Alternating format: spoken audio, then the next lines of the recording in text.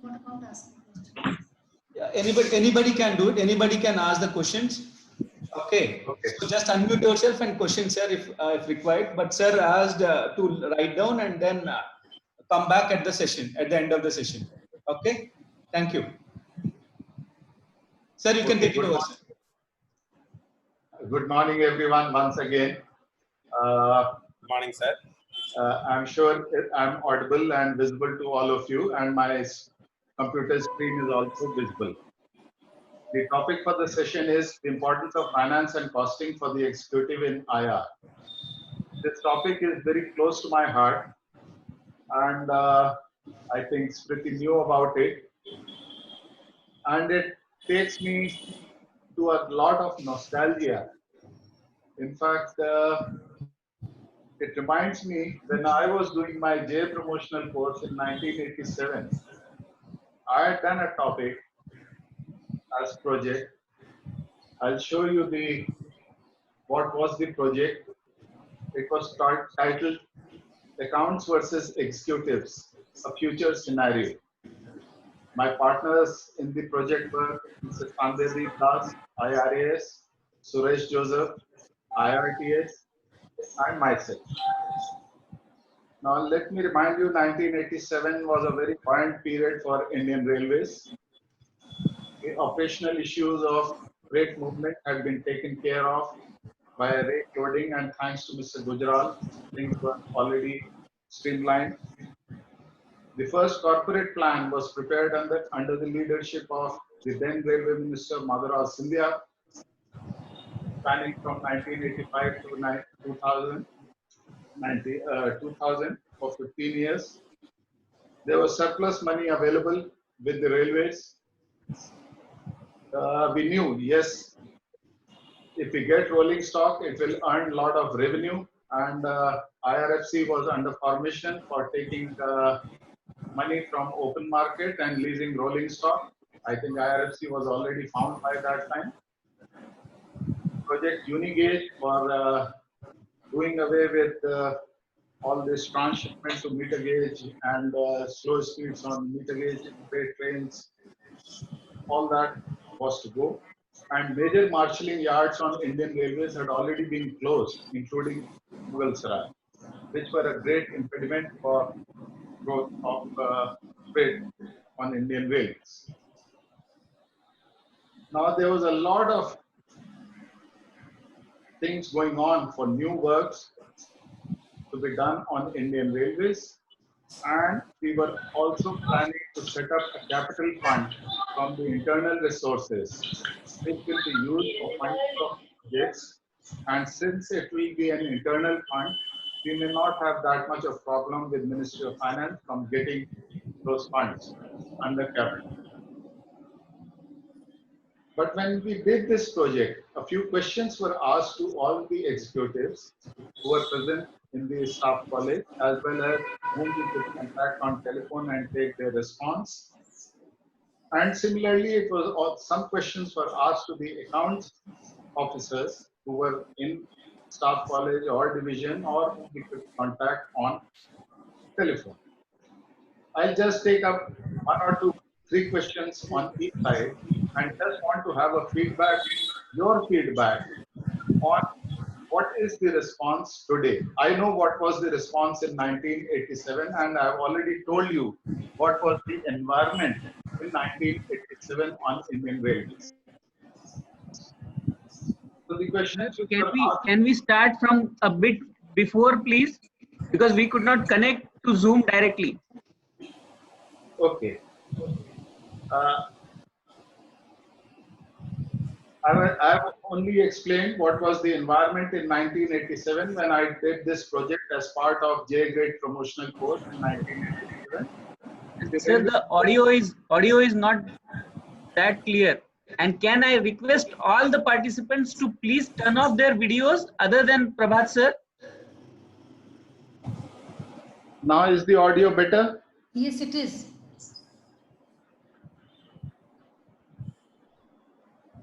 Should I start again? Sir, so far we can clearly what do you say, hear what you said, sir. Maybe Swapnil, can you have a little more patience, please? Okay. We'll Let's go go. ahead and then you can catch up. Okay. Nothing has been lost so far. Okay. Let others take it over for a little time. Have patience for another 10 minutes. Okay. Sir, you can take it over. So I have a few questions which were asked at that point of time to the executives, and I just want a few answers from the executives today. The questions which were asked, the first question was, what is your opinion about accounts department of Indian Railways? Now, anyone from the executives who want to give his opinion in one sentence, please.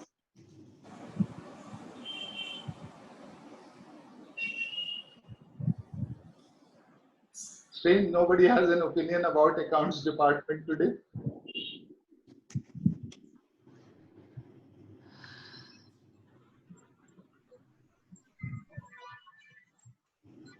So I'll go ahead. Nobody will know what you have answered. You can just tell what you feel about it. Make sure it's not unparliamentary. That's all. Sir, now I am an executive to finance counterpart, sir. Yeah. Most of the time, it is very painful to work with them because they will not give the answers at one go. So they will keep shuttling the proposals between the department. I mean, if they have to say no, they can say no directly, but they will not say that. Okay, thanks for your response. Anyone else, or should I move forward? Okay, I'll go to the next question. Would you like to take over the accounts department function without all its responsibility and accountability? Anyone has any response to that? No, sir. You want to take it over? Anyone else? Chalo, I'll go ahead. And the third question was, what changes do you expect from accounts officers and staff? I think a lot of people will have opinion on this. It should become. So they should be quick in decision making. Yeah.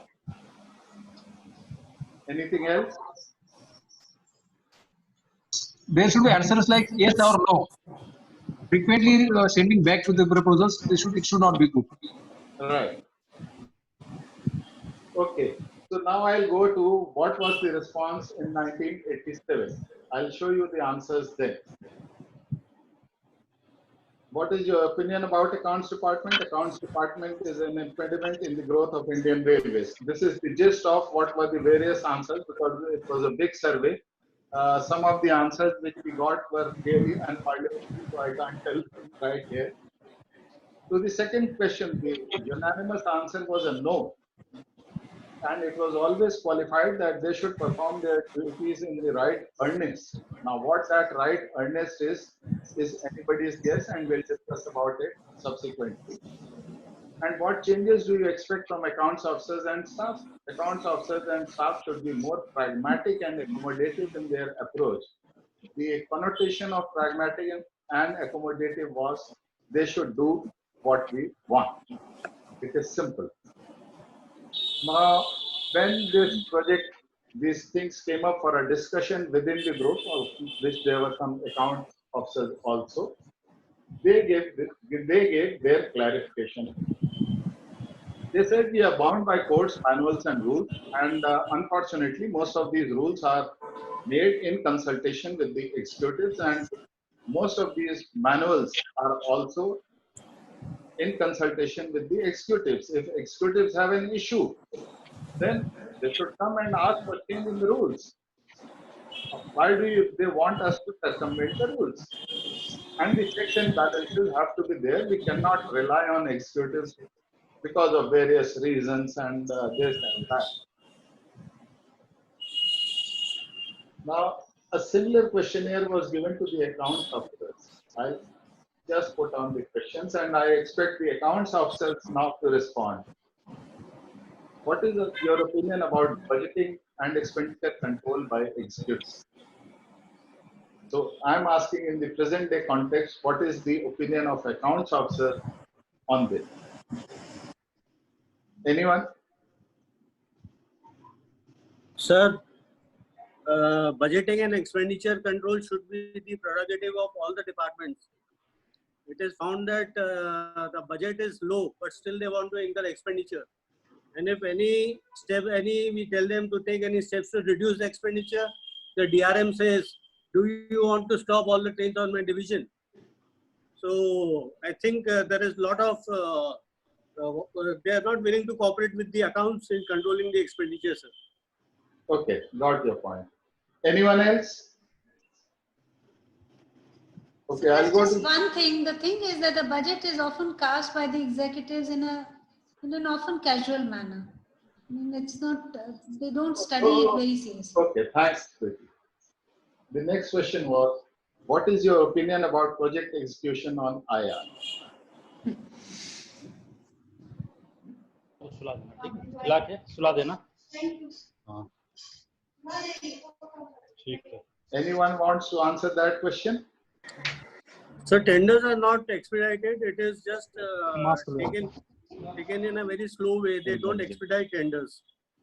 रुको mask Causing delays. Sir, can I add on? Yeah. Sir, can I speak? Yeah. Sir, can I speak?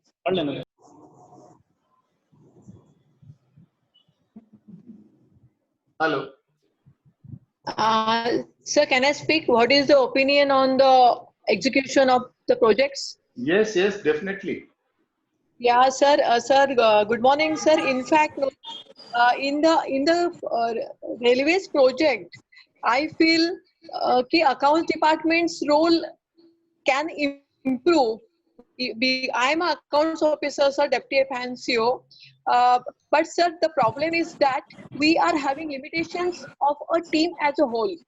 So we only play on the papers. Instead of that, there should be a theme of the project team. Instead of accounts department, engineering department, S&T department, the composite will expedite the speed of the project, sir. Thank you. Thanks. I think we'll come to this part when we go on the way forward from what we are doing right now. But your point is well taken. And what changes do you expect from executives and their staff? Anyone from accounts wants to elaborate? Sir, specifically the estimates parts need a lot of improvements, sir. Okay. Sir, they should not give the extension for executing the work without accounts concurrence. They should explain the what is the proportion of physical completion and physical this financial usage of funds for completing the work, sir. Okay. There should be some interlink. Okay. Thank you. Now I'll give you what answers were given in 1987. Executives are not involved in the budgeting exercise and do not exercise any expenditure control. Now, I can understand things have changed between 1987 and 2020, and budgetary control exercises have gone down to executives also. But this was the response in 87. And even today, there is a lot of things which are lacking while doing the budgeting exercise. Irrelevant capital expenditure is being sanctioned and there is huge time and cost overrun in existing works. I think whatever you were saying eventually boils down to time and cost overruns. And what changes do you expect from executives? Surprisingly, most of the accounts officers' response was they should stick to canons of financial propriety. I think they had learned it there in their induction course or foundation course, and it was fresh in their minds or what. But this was the response of accounts officer.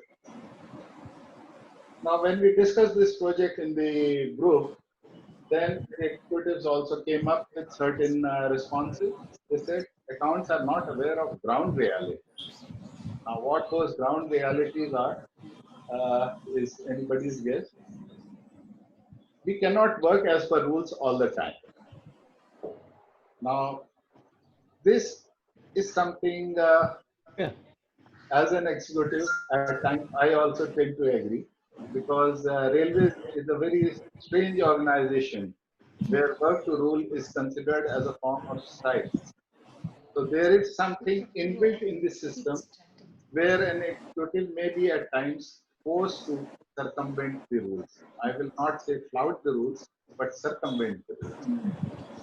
And for time and cost overrun, the simple answer was we don't get allocation for the projects, and therefore there is time and cost overrun.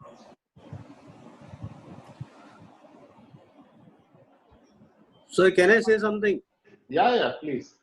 So whatever the observations were made by the executives, it is we are having an external auditor also.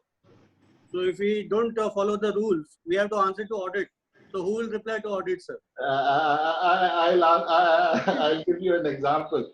I am a Hindi movie buff. There was a movie called Mughal-e-Azam.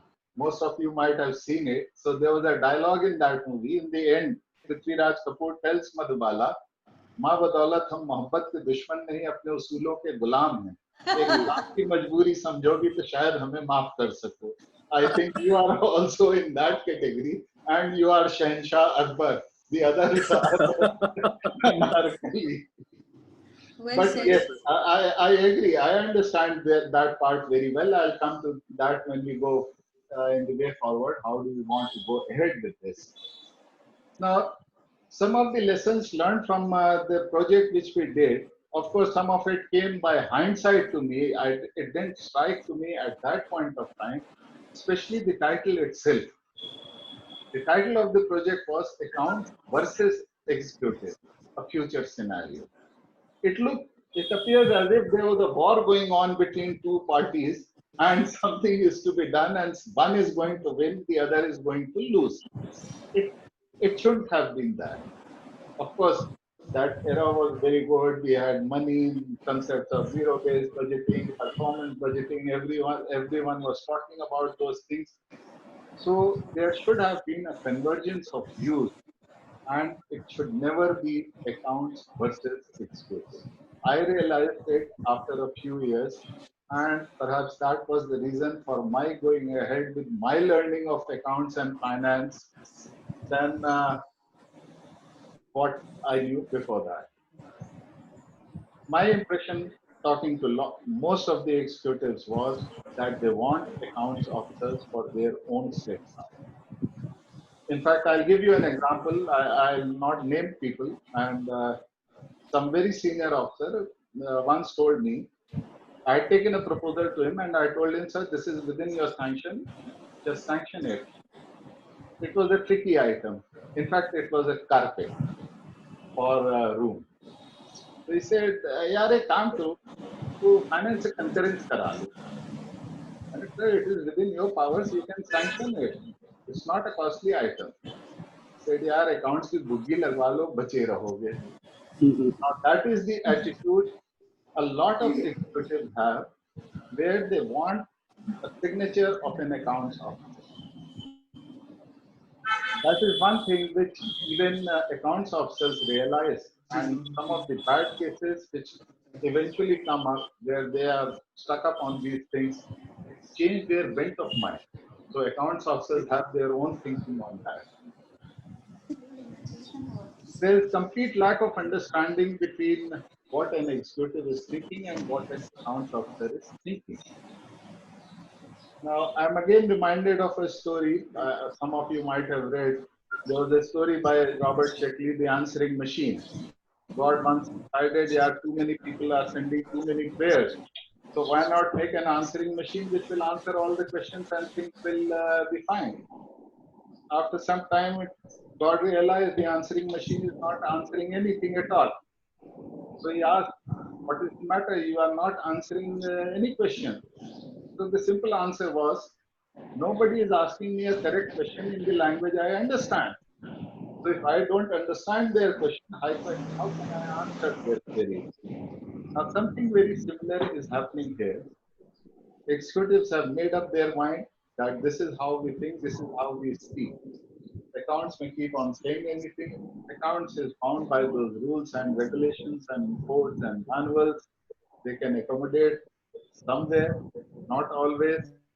And if they accommodate once, that becomes a precedence And railways have a very strong communication network, and somebody will say, okay, on South Central it was done, sir, kya ho gaya hai? Because South Central account bahut tang kar raha hai. So then it becomes a very difficult situation to handle, and it's a very problematic. I think all of us have faced it, especially in the accounts. Everyone has faced this kind of a problem. Why are they asking for an LPR? LPR on South Central has been this or that or whatever. Effectively, it boils down to trust deficit. There's a huge trust deficit between accounts and the executives. Now, how do we bridge this trust deficit? How do we align both accounts as well as executives all in line towards the objectives of the organization without circumventing or flouting the rules?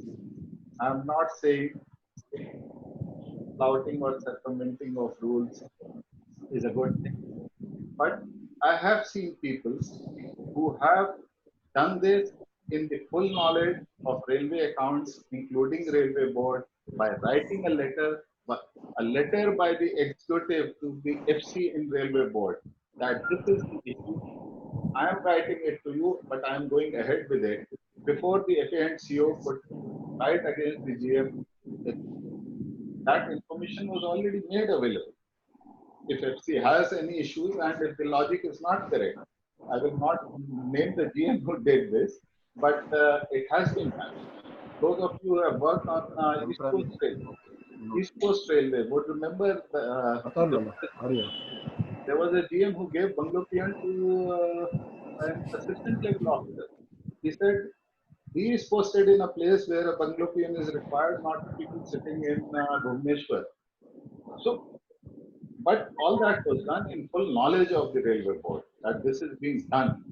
Of course, if somebody finds a flaw with it, but I have seen no audit or something comes with everything is transparent. When you do it underhand under the garb of something else, then there is a problem.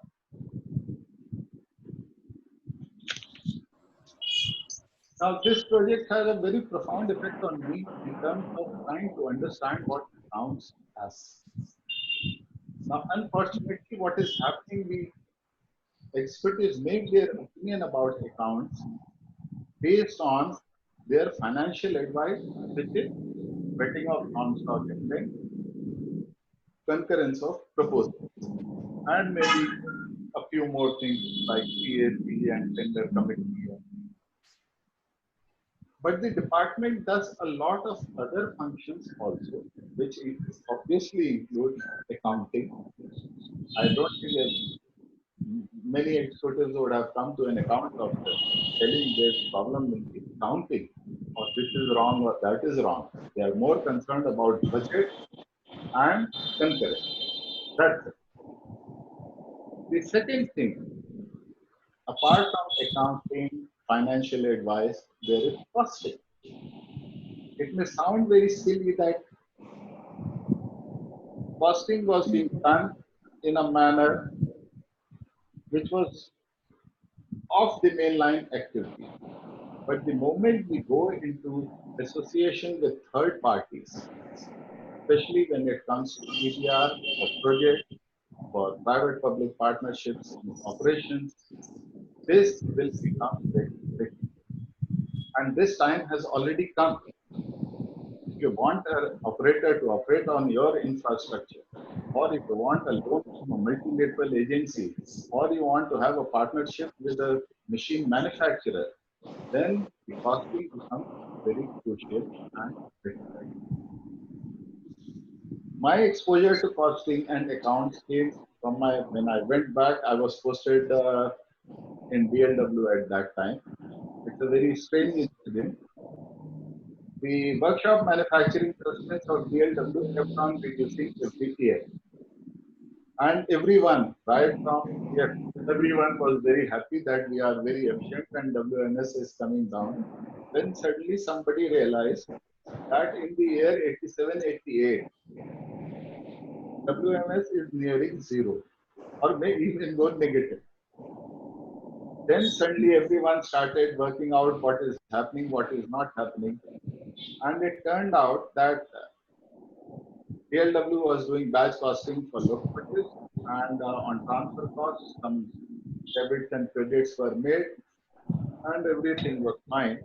But people forgot that the locomotives which we have exported to Tanzania or Vietnam, or which we have given to NTPC and steel plants, had an element of profit. And that profit went unaccounted. In fact, it lied in the SBI branch of DLW. And the result was reduction in WMS, because it was kept in the suspense, and the total suspense of DLW was actually suspense.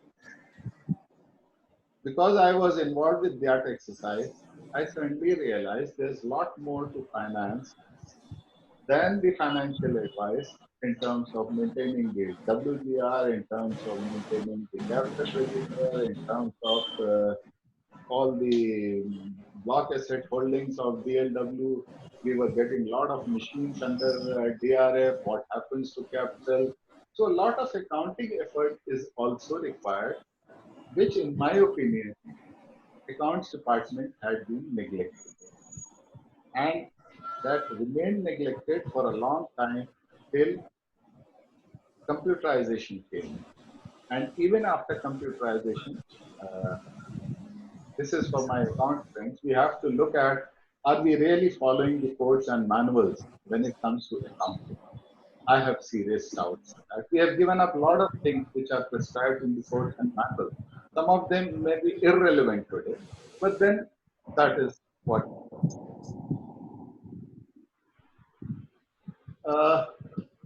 For the executives, I think if I go by railways by cycle, railways have a trouble, financial trouble every time a pay commission is.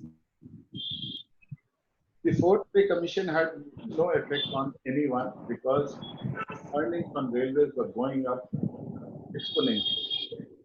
The fifth pay commission suddenly brought back to fourth financial difficulties of Indian Railways. And a lot of efforts were made for budgetary control in revenue. Capital expenditure, of course, we had a shelf of so many projects that nobody knew what is to be done with the projects which are already in hand, and not getting a new project sanctioned for a department would be against the ego of that officer of that department. So he will always get something sanctioned for his department.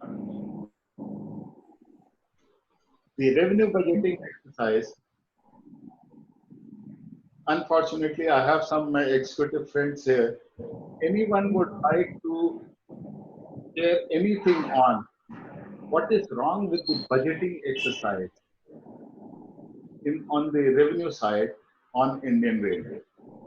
I'm asking executives. It's their opinion. I understand what accounts have, what they have done, what they are trying to do, and the way forward we are moving. Anyone from executives?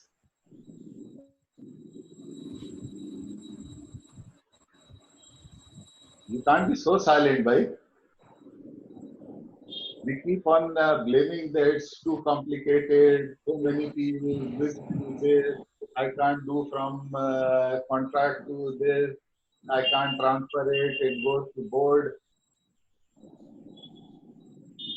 So my observation regarding the budget is from the executive side is that the officers are totally relying on the subordinates, and subordinates are not at all trained in the framing of the budget. So they have a big problem in framing the budget, sir. I don't think so. The situation is that. This situation is understandable in 80s and 90s. I think later on the budget supervisors are being overlooked by executives in some form. Of course, the level of attention may be very low, but it's not only budget supervisors. No, but proper attention is not being paid to while framing the budget estimates, sir. What is required? Nobody is required going into detail of the past expenditure, past 2-3 years expenditure, the future requirement. Nothing is being taken into consideration, sir. Sir, Okay, let's understand this part of it. That today we have come to a situation where for our capital expenditure, we are heavily dependent on EBR. When I say heavily dependent, whether it is in the form of a loan or it is in the form of a grant from a partner, but then it is an EBR. And when we go for EBR, there would be something which you have to do, which is much more than what we were doing in the past.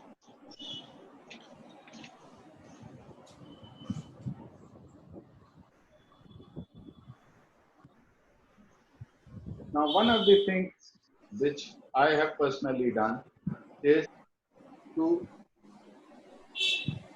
read about or to gain knowledge of accounting, budgeting, costing, and understand what goes into the mind of an accounts officer while giving a finance concurrent or accounts.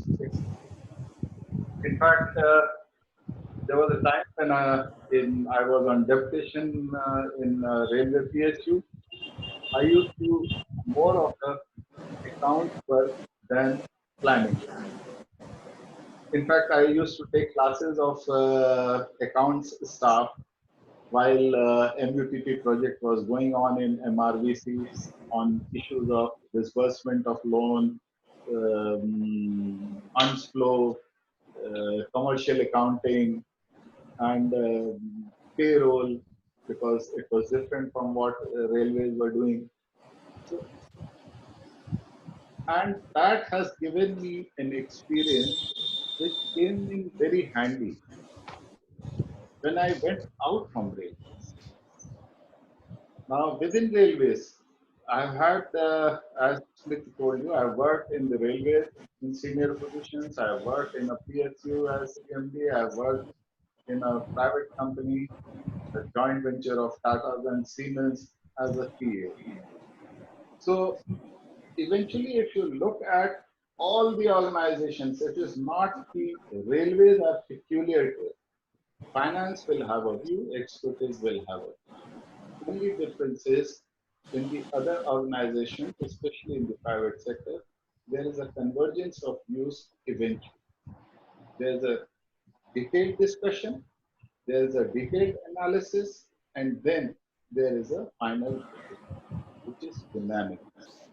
If there is no unanimity, then I think most of us who are aware of corporate governance, if you are not satisfied with the decision of the board, then as per corporate governance norms, you should resign and put in your papers and report the matter to the regulator. It's simple. I'm not saying within railways we can do this, but a convergence has to come. Now, how will that convergence come? Accounts will not be able to do it because they are by rules and my executive friends may not agree. So learn what they have learned. Find out what needs to change in that. I'll give you an example. I think it was around 2011-12. I suddenly found these on zonal railways. Nobody knows where they are going because they were going into demand number 7 somewhere. Something was being charged to demand 7, something was being charged to demand 9, something was being charged to demand 10. And in demand 7 also it was going under machinery and plant maintenance. Because the classification of accounts don't have a head or subhead for that. So I reported that matter to board and I brought it to light. I shouldn't say reported. And eventually a head was created for implementation.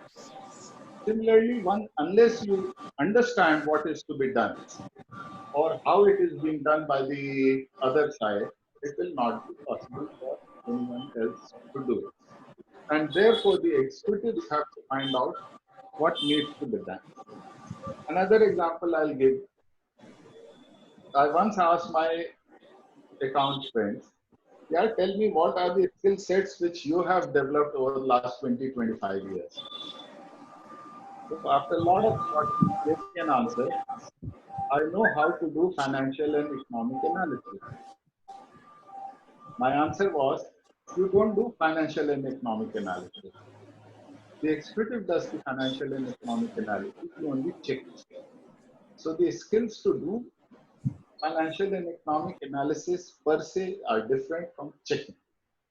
And who does that financial and economic analysis?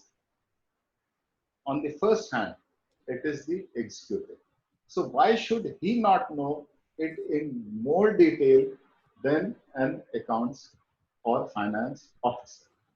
And if that be the case, then executives have a greater responsibility of understanding, knowing, and going ahead with what needs to be changed in various codes, manuals, rules, this and that. And mind you, I can tell you most of these rules which are made, some of them are made by executives purely. Some are made in consultation with finance of railways. There are very few which arise out of change in GFR of Government of India. Those are very few. It is within the railways that we are doing it. So managing it within the railways should be a relatively easy thing, provided the executives are clear of what they want to do and what is the correct way going ahead. Now, on the way forward, I'll first come to the capital expenditure, because this is something where railways are going to find themselves in great trouble. By changing capital expenditure into lease charges, we are eating into the revenue of future. Let us understand that very clearly. Any loan which we are taking, if eventually it has to be paid from our internal resources, revenue must increase, revenue must be commensurate, at least to pay back the loan or the lease charges which it is doing. When we first started taking lease charges from IRFC, the earning of wagons and locomotives was very high. The rake loading concept had come in, and we were very fortunate. There was a lot of loading available. But today, we are in a situation where returns from freight may not be that much. Passenger fares continue to be problematic. So, any EBR, unless it is coming as a grant from a partner, is going to be problematic. Now, how do we look at it in the coming years, and how do we go forward? Route-wise planning of works for throughput enhancement, instead of doing piecemeal. Unfortunately, this exercise was done almost 20 years back. LRDSS was set up in Railway Board, but it was a one-man show perhaps, and that too an accounts officer, and he did a wonderful job of it. And eventually nobody took it over because it ruffled feathers with a lot of open line works and people. So time has again come that we look at route-wise planning of works through output enhancement. And when we do come, it should be a comprehensive planning. It should take care of all works irrespective of the department. My suggestion would be we can even do away with all these planet 42, 35, 36, 31, 32, 16. Everything is a project for railways. It includes works of all departments which are required for that. And the project IRR or ERR, whatever is applicable in that case, is worked out in entirety. It is not that signaling will do its own, electrical will do its electrification, all this should stop. The next thing is life cycle cost in project appraisal. This is an absolute must on Indian Railways. I can cite any number of examples where a new technology or new thing has been taken in a project which has substantially increased the operation and maintenance cost. In fact, the logic of a new technology is the bottom line should improve. The life cycle cost should reduce. But in our case, it is happening the other way around. I'll give you an example. I have nothing against any department. The signaling. We moved on from semaphore to color light, from color light to automatic, from automatic to next stage. On the panel side, we have a cabin, then we had PI, now we have SSI. Instructions have been issued that AMC should be given for all the signaling equipments. Strangely, the equated signaling units, as the technology improved, has increased. And manpower is based on equated signaling units. Now it defies all logic. You are getting a new technology and the manpower requirement is going up. Second, the maintenance which was in-house has suddenly, because all the signaling equipment today is almost like a black box. Board has already issued instructions that we should have AMC for the signaling equipments, and all the divisions are doing it because it's almost impossible to do it in-house now. And those AMC costs, some standards have been met. Sir, it will be around 6% of the cost of the total equipment. It will be 8, in this case, it will be 8%, 4%. I don't know how those percentages were calculated, but the maintenance cost has gone up drastically.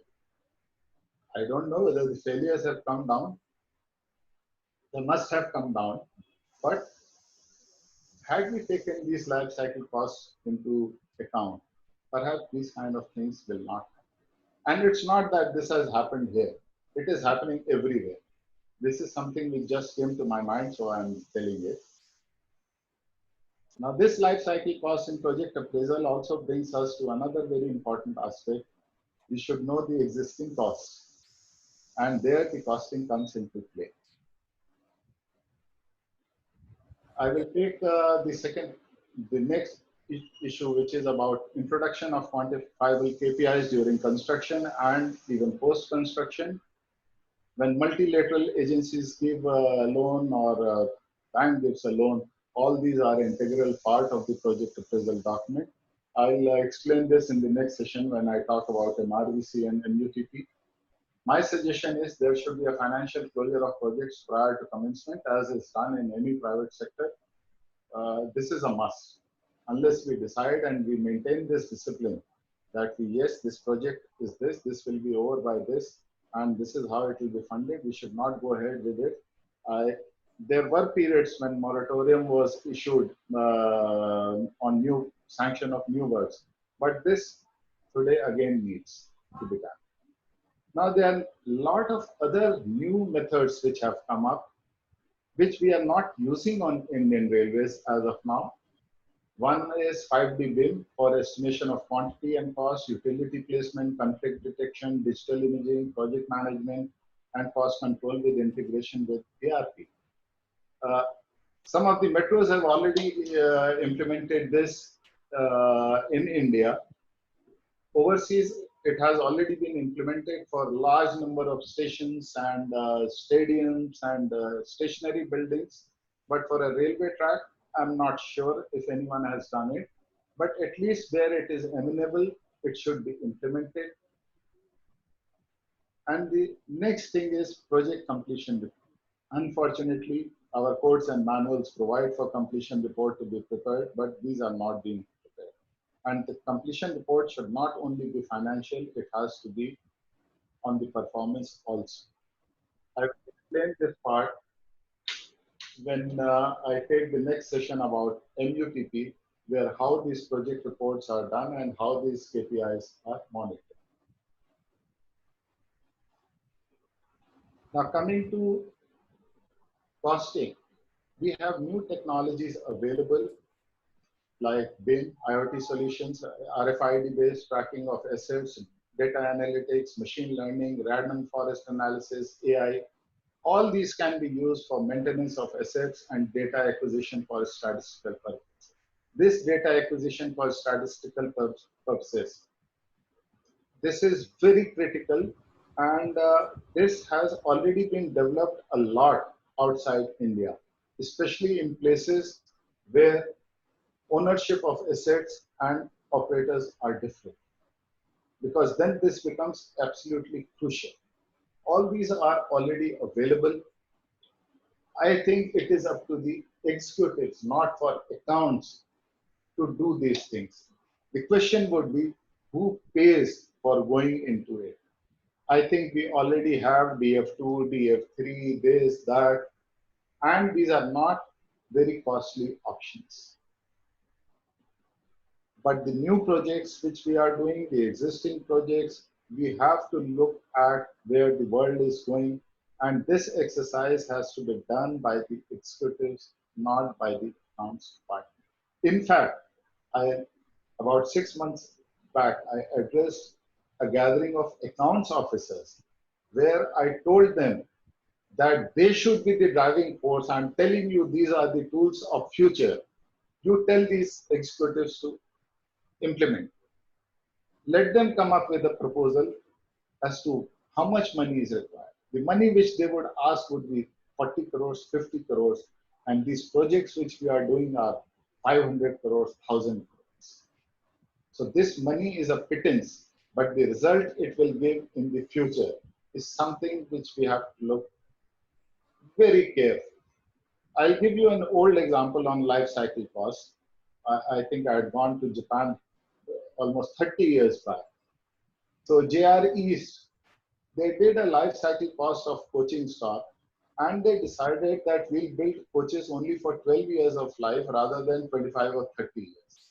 Their logic was, if I build it for 12 years, the technology is changing so fast, I don't have to bother about it. I'll reduce the cost of initial construction, reduce the size of the sections, everything would be reduced, and I'll throw it after 12 years. That the life cycle cost justified. The type of midlife rehabilitation and special corrosion repair and things like that, they take a lot of time and money, and there are many, many indirect costs. So something has to be done on these lines. Implementation of ERP.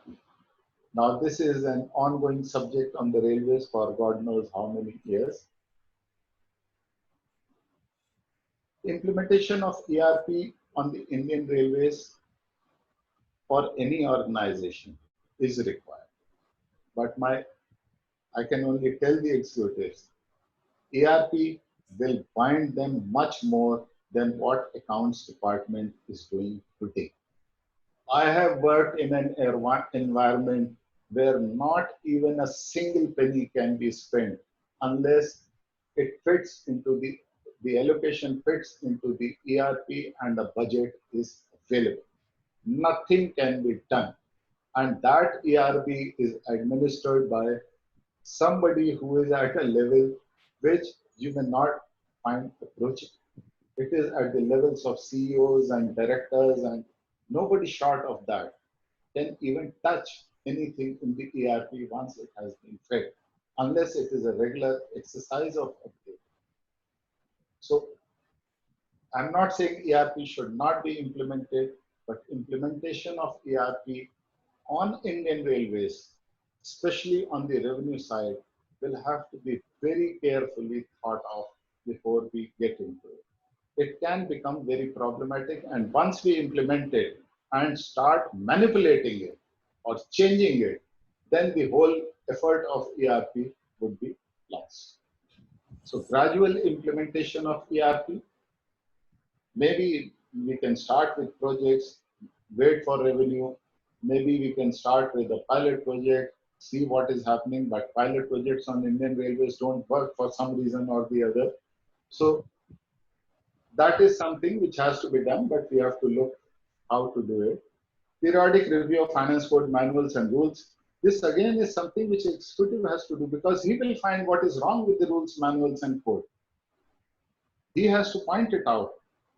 I can agree there should be a mechanism for it. There should be a committee or whatever, or there should be a periodic review internal also. But executives have to go through it, learn it, find out what is wrong, and the revenue budgeting to be done much more meticulously than ever. This is primarily an executive function.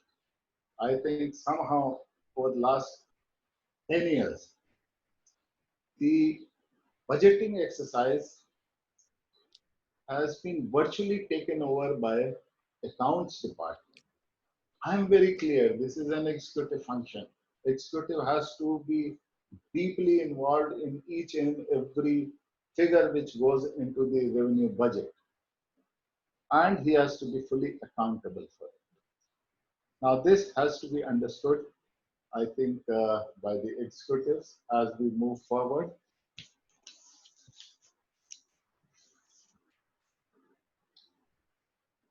Now this is as far as what needs to be done. I have put a lot of onus on the executives rather than accounts. Now, till these changes are taking place, my own view is also accounts has to be also pragmatic in their approach. And one thing which repeatedly is pointed out by executives is moving of files from one desk to another. That should stop. Internally, whatever is to be asked should be asked only once. I can understand there can be a situation where you are not satisfied with the answer, so there is a need for a dialogue, but then that should end with a dialogue rather than movement of files. That is something which irritates, which delays, and which can be done by the accounts officers and staff.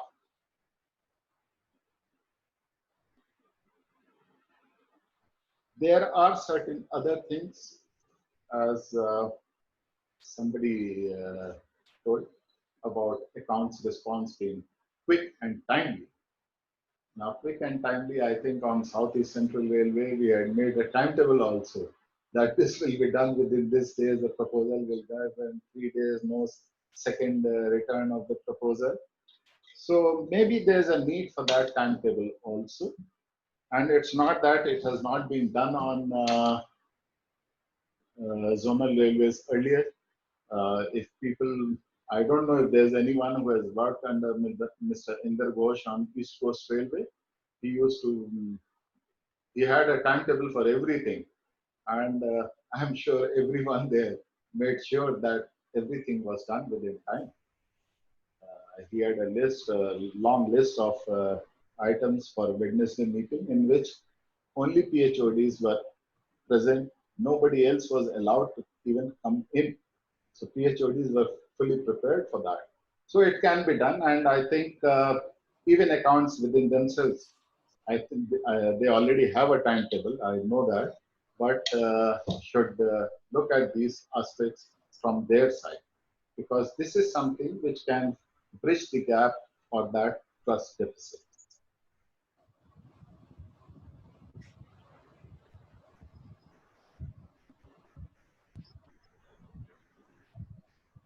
Now, because we talked about life cycle costs, I told you the costing part becomes very critical. And unit costs are also very critical for pricing and business decisions. Of course, for people in zone and divisions, it may not be so applicable so much, but it is a very critical thing. And all business plans and models need these unit costs. Use new tools and methods available for costing. Now about railway costing, I'll just, it's in the lighter vein, there's in 1885, Arthur Trinity Haley said, God Almighty did not know the cost of carrying 100 pounds of freight from Boston to New York. And almost 100 years later, the Canadian Transport Commission said almost a century later, this quote can only be challenged in a theological context. So the railway costing was considered something which is undeterministic kind of thing. But in the last 25 years, as I told earlier also, a lot of change has taken place and we have new tools where railway costing can be very, very accurate. These quotes are no longer applicable and we have tools, we have methodologies where it can be done.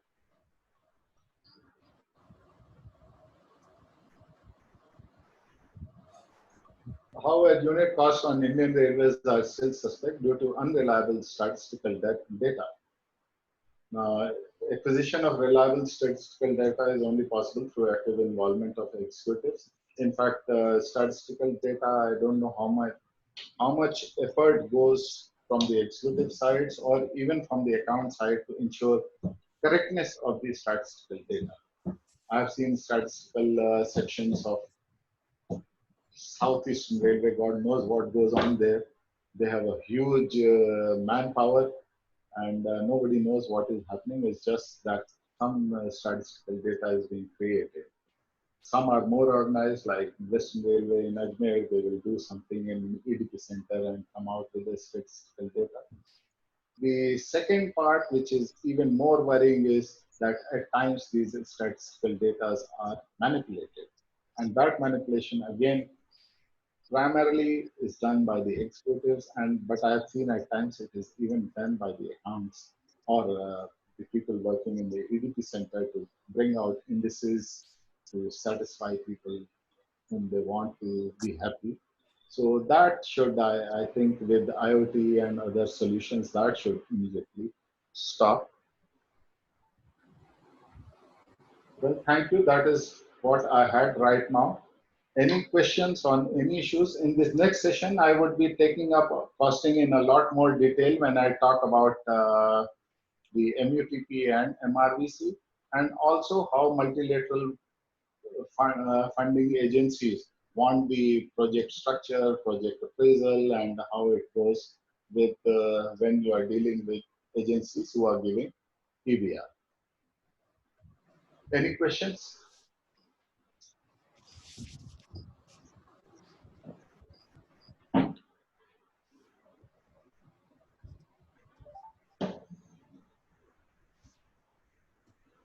Thank you, sir. And sorry about the poor start. Maybe in the next session, people will have questions to ask. Okay. Thank you, sir. Okay. We start again when? Maybe, sir, after 20 minutes, will that be okay? So what's the time right now? It is 11:20 now. 11:30 almost. 11:30. So maybe we could start 11:50. 11:50. Okay, sir. Okay. All right. Thank you, sir. Thank you, everybody.